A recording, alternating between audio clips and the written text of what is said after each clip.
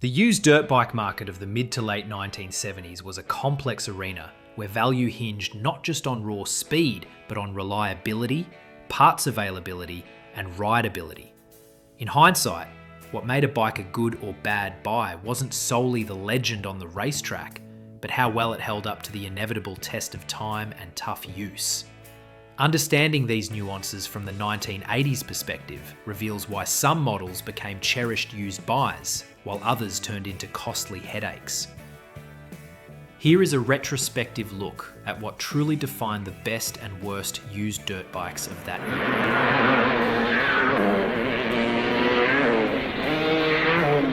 What goes up must come down. Okay, let's kick this off with 6 of the best used buys in the 125 and 250 class, before moving on to the big bores later in the video. Yamaha's 1979 YZ125F. The Yamaha YZ125F was a standout as a used bike thanks to its solid, reliable motor, backed by strong aftermarket support from companies like Motocross Fox and FMF. While the stock suspension was a known weak point, a modest upgrade made the ride notably more comfortable without breaking the bank. Buyers valued the YZ125F for its balance of dependable power and upgrade potential, making it a sensible investment for riders willing to tweak the suspension just enough to boost longevity and rideability. Suzuki's 1978 RM125C.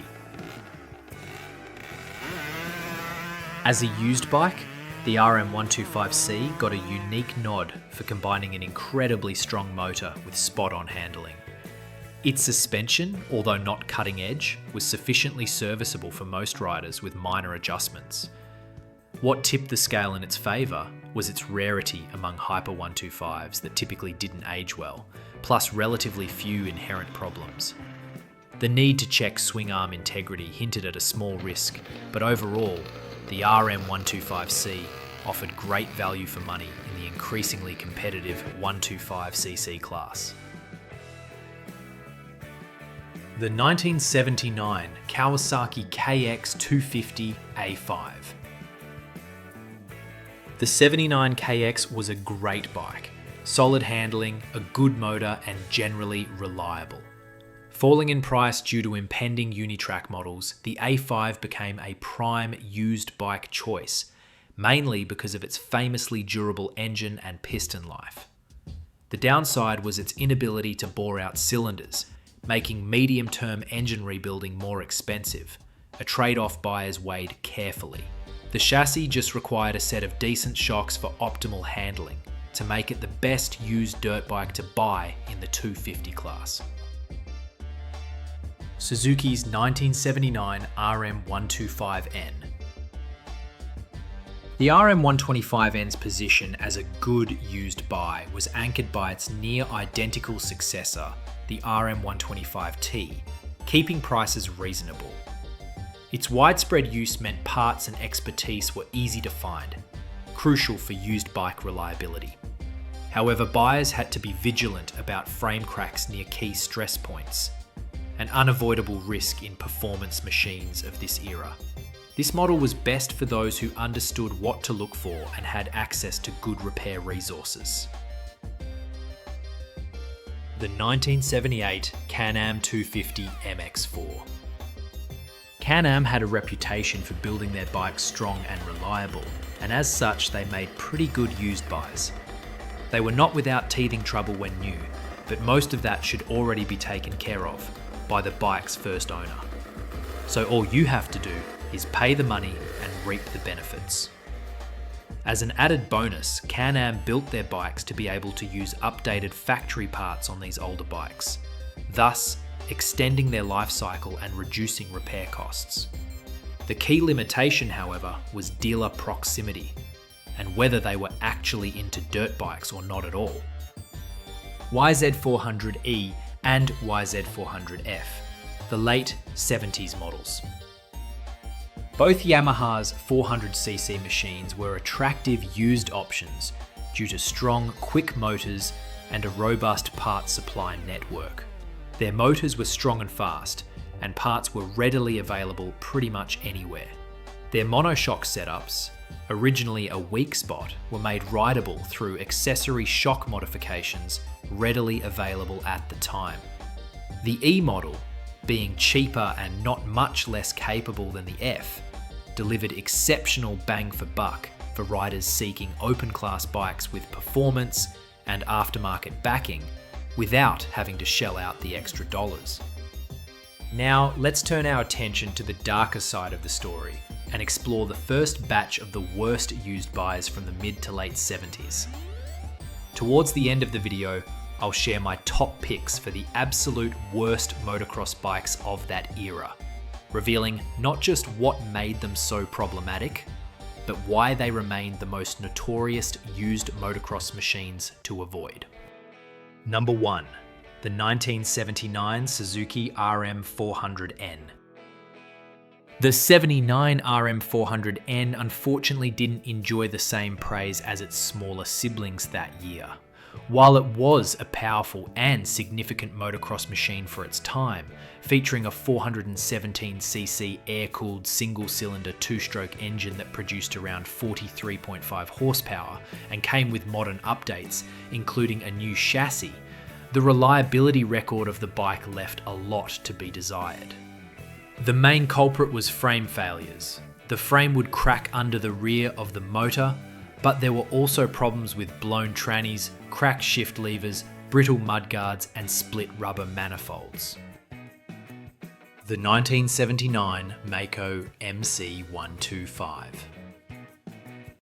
Despite solid suspension and handling, the Maicos 16 horsepower was competitive, but not necessarily class leading. For example, the 1979 Suzuki RM125N produced about 21.88 horsepower. The Maicos MC125's fragile transmission and difficult to find parts meant used ownership was fraught with risk. Maintenance complexity and scarce support turned this bike into a money pit, prompting advice to avoid it in the used market unless owners had exceptional mechanical skills. Also on our hit list are a used Carabella, Tyran, Cooper, or any other relatively obscure 125s. Used bikes are a risky enough investment, so buying a used motocross bike that was dodgy in the first place is a fool's errand. Enter the 1978 Kawasaki KX125A4. What a difference 1 year makes. The first of Kawasaki's new generation KX line failed to impress as a used bike. Limited production meant scant parts availability, while handling flaws and design issues led to a hard-to-ride, hard-to-fix bike. Riders looking to buy used were cautioned away, especially from pre-1978 models with notoriously weak forks and twisty frames that could potentially put you on your head in the blink of an eye. Next, who doesn't remember the famous, or should I say infamous, Hodaka Super Rats and Combats? The Hodakas, probably the most loved bad dirt bikes of the 70s. With Hodaka out of business by 1980, parts were very tough to find, and while the first Hodakas were decent trail bikes, the later MX models were notoriously unreliable. They blew transmissions and broke pistons, making them unattractive options for used buyers who prized dependability and support. Besides all that, these bikes weren't even fast enough back in 1974, let alone towards the end of the decade. CZ 125, 250 and 400s. There was a time when the mighty CZ was the used bike to buy. The bikes were totally bulletproof and stone reliable, but they were also fat, slow, and hard to get parts for. CZs are best described as bulky, not overly attractive, but otherwise reliable. If that was a girl, you might date her a few times, but you would always be looking for something better. They just didn't keep up with the times and faded slowly into the distance and history. Pass.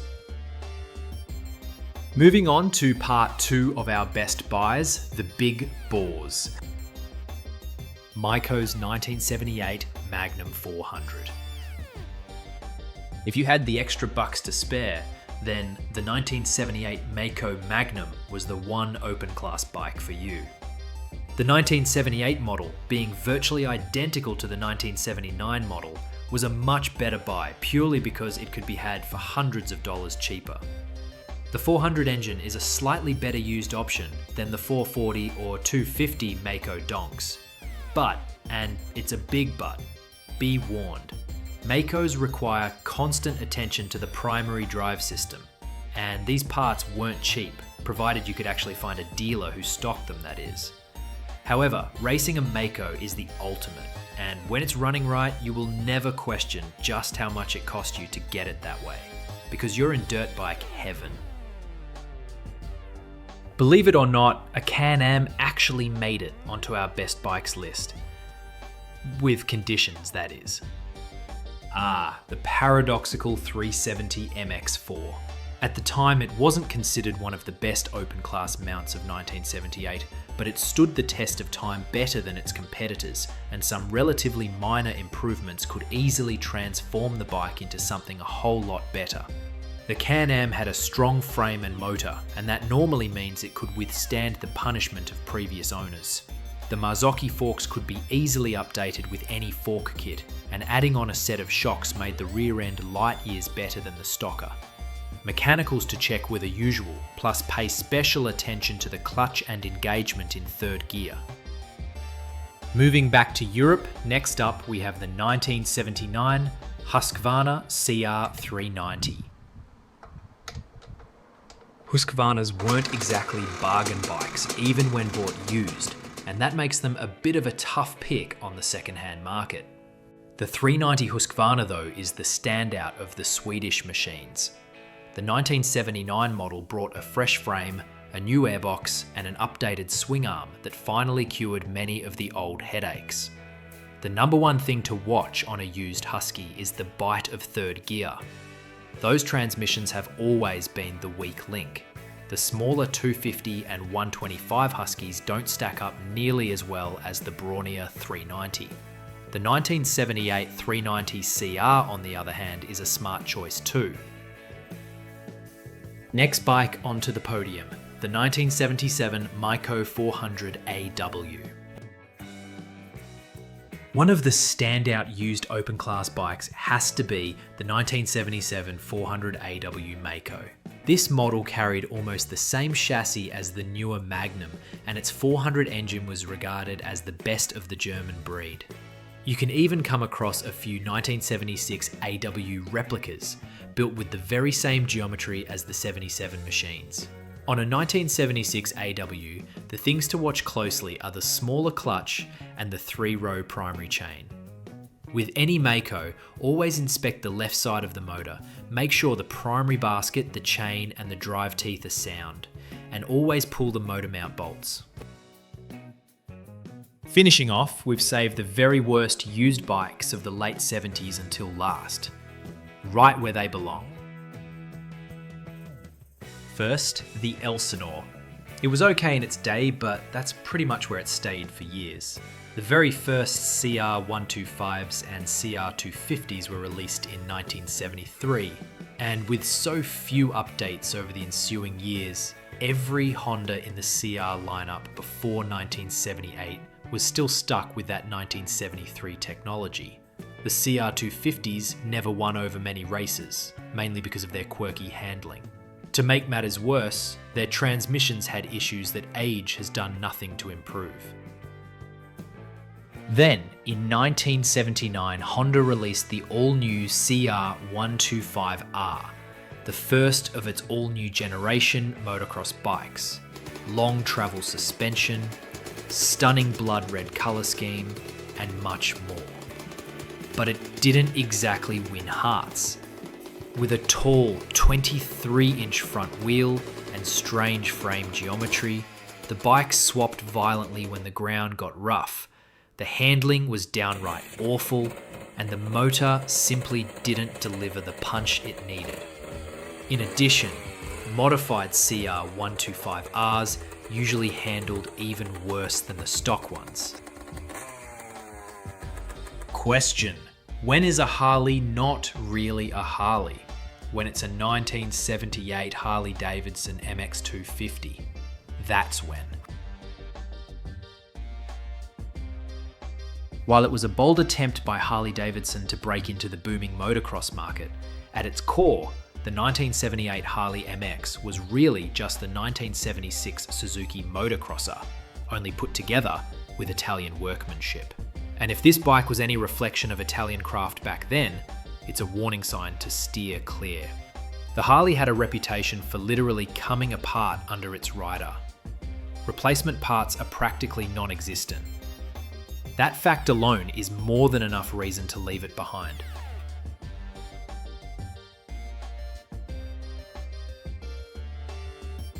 Hola! Next we move on to Spanish motorcycles. Ossa, Bultaco, Montesa, etc. Blanket condemnations are risky, but back then it was safest to say avoid any motorcycle made in Spain, particularly when buying used. Ossa models, such as the Ossa Phantom, tried to compete with the rising tide of Japanese brands, but struggled with parts availability and dealer support. Many Ossa models were notoriously unreliable even when new, and finding parts for repairs is nearly impossible today. Bultaco bikes, such as the Bultaco Persang, enjoyed some success but unfortunately also lost most of their dealer network, leaving parts supplies sporadic at best. Then we have the other famous Spanish brand, Montesa. Beautiful bikes, almost works of art in a way, but used Montesas, like the Montesa Capra 250, have never had a strong reliability record, and problems with the engine and electrics were common. In the end, the best used dirt bikes of the late 70s were those that either came from proven, durable designs, a solid dealer network, or had a passionate community supporting repairs and upgrades. Many stories from riders highlight how a little know-how and some aftermarket support could turn a so-so old bike into a race-ready machine. Meanwhile, some bikes brought headaches that no amount of wrenching could cure. This candid blend of performance, reliability, and parts availability shaped a market where wisdom and local resources were as valuable as horsepower. And that truth still holds for vintage dirt bike enthusiasts today. Again, that's it for today's blast from the past. I hope you enjoyed it. And as usual, feel free to share your experiences, opinions, suggestions for topics you would like me to cover in the future. I love reading them. No more Maicos versus Maicos comments though, please, I'm over that debate. Until next time, thanks for watching and supporting the channel. Mike from Moto2.